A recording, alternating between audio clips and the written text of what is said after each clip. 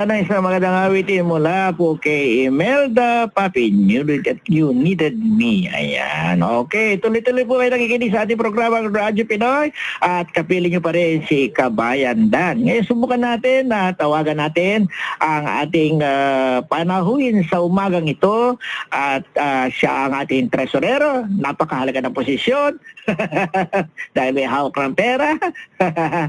Okay, kakausapin natin. Tingnan natin at ating tatawagan. Okay.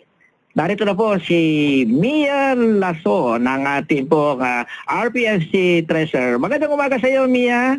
Good morning po, Kuya Dan. Good morning po sa lahat na nakikinig ng Radyo Pinoy. Yes, alam mo, Mia, kanina nagbibiro ako sa napakahalagang personalidad ng ating kausap ngayong umaga na ito dahil siya may hawak ng pera. Tresorero, ikaw po ang treasurer ng Radyo Pinoy Fans Club. Tama ba? Opo. Ayun. Okay. Treasurer po Tagalikom ng pera. Oo. Ng Radyo Pinoy. Ayun. Hindi ko natatanong kung nakalaki ang pondo ng Radyo Pinoy Fans Club. Baka milyones na yan. Muna. Baka po magulat sila sa laki. Okay, Mia. You are from Taipei City. Opo. Okay. At kumusta ka naman dyan sa iyong trabaho, Mia? Okay naman po kasi yung mga amo, mababait po sila. At saka, kayang-kaya po yung work. Ayun. Yung problema sa... Pero parang ang boses mo batang-bata hindi ka...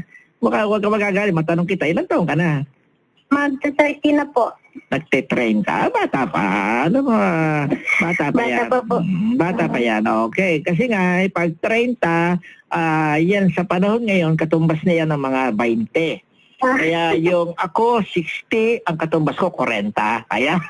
Minus 20. Ganun lang naman yun Totoo naman yan ang feeling natin alam mo kasi ang edad nasa numero lang yan. Nasa isipan yan. Basta ang iniisip mo, bata ka, malakas ka. Ay, bata ka. Okay. Ngayon, wala sa tayo dyan. Baka kung saan tayo makapapunta pa. Okay, Mia, at sa iyong trabaho, sa bahay ka lang. Ayun. May alaga kang may sakit, matanda, bedridden, wala. Meron po yung sinanay po, yung may Parkinson po siya. Parkinson. Nakakalakad pa naman po siya. Ano bang isa ng Parkinson? Parkinson, yung bang Parkinson nakaparada? Siya, pinokontrol po niya yung kilos. Ayun. Po natin to think, yung ability to walk, to move. Yung ganun po. Kumbaga sa salita, park. Sasakyan, park, nakaparada. Pinaparada yung paa, yung pagkilos, pinaparada yung pag-iisip, pinaparada yung pagsasalita. So, nakaparada kaya Parkinson. Opo. Corny, Corny ko. Ang corny. Paki ka ng Parkinson. Ayun, Parkinson disease. Ayan. Well, naku sana. Ayan, so maswerte sa iyo yan dahil matagal ka na sa kanila. Opo, mababait po yung alaga ko. Tsaka po siya. Bait-bait po. Masking malaki po siya, nakakaya po. Lalaki? Babae po. Babae? Malaking babae 90 years old na po siya. 20 years na po siyang ng Parkinson. Ilang years na siya na may Parkinson disease? Ilang taon na? 20 years na po. Na may Parkinson? Opo. Ayun. So, okay naman siya. At mahal na mahal ka nila. Siyempre, ilang taon ka na dyan? Hindi po. 6 months pa lang po ako dito. Kasi po, yung kaibigan po namin si Mayra Lumawig po ng Radyo Pinoy. Siya po yung talagang nag-alaga dito sa matanda for 9 years. Okay. Nung umuwi po siya, hindi pa approve yung 12 years. Kaya inirekomenda po ako dito sa amo. Hindi naman sila nagkamali, siyempre. Hindi ka naman rekomenda ni Mayra kung hindi ka talagang mapagkakatiwalaan at maalaga mo siya. Kung hindi man katulad ng pag-aalaga niya, halos siyempre yung pagmamalasakit mo nariyan pa rin, ano? Opo.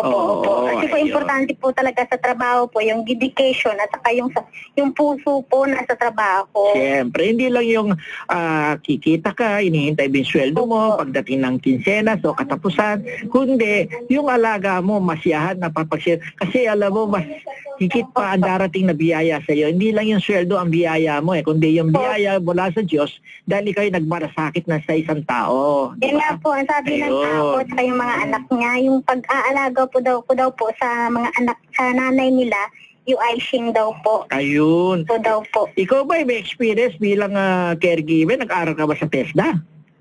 Yung training lang po namin dun bago kami pumunta rito. Tinraining kayo. Opo, at saka po yung ano po, yung nagbabasa-basa po kasi kasi noon nag-pre-med din po ako noon. Ayun, Bago nag-pre-med nag-Taiwan. Kaya may ano po siya, mayroon pong idea May about background ka tungkol sa ganyan sa pag-aalaga, ano. Opo. Importante 'yun. Kasi importante kunwari kasi alam nyo naman na sabi nga nung nakaraan na programa natin, sinabi ko na sa bawat nursing home hindi pwede na walang registered nurse or licensed na nurse kasi nga yung paglalagay ng suction and GT ba yun, dapat nurse ang gumagawa nun. Opo. Ayun. Dapat po yung experience po na tao talaga ang gagawa nun kasi Ayun. delikado yun eh. Malaki ang alaga mo, gaano kalaki ka naman?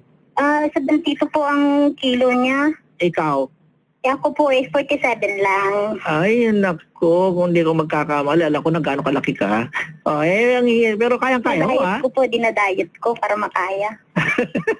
Dinadiet mo. Yung pagdadiet mo, sino kumakain ikaw para ikaw lalaki? Ay, hindi. Ako nga pinapakain na para daw makaya po. Ganun ba? Talaga naman.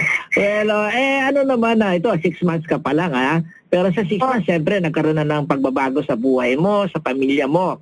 Ano naman na nagawa nitong pagpunta mo ng Taiwan? Ito ba nakakabuti sa'yo o ano ba? Actually po, Kuya Dan, pangatlong balik ko na po ito. Pangatlong balik mo na. Test po na amo ko, 6 years po ako. Oo, okay. Tapos ito naman po, kung hindi po ako nirekomenda ni Ate Mayra, babalik pa po sana ako sa dati kong amo. Ito sabi nga, mas magaan ang trabaho. At saka mababait ang amo, kaya sabi niya dito ka na lang. Ayun. Sa pagpunta ko po dito sa Taiwan, marami po, malaki po ang pagbabago. Kasi, ibig sabihin, sa pag-aral po